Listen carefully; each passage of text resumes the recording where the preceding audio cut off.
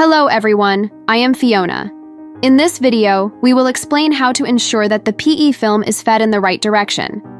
Different suppliers will have different film winding methods, mainly divided into forward winding and reverse winding. When the 6-sided EPS packaging machine is running, we need to ensure that the opening direction of the PE film roll is consistent with the discharge direction of the packaged, finished product. In this video, we can see that the opening directions of the white and blue PE films are consistent with the direction of the machine discharge. During operation, the blue PE film will rotate clockwise and the white PE film will rotate counterclockwise.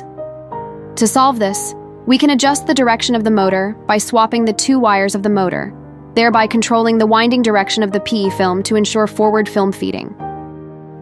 For more information about the EPS machine and EPS mold, please contact us by email or mobile phone. We will be happy to answer your questions.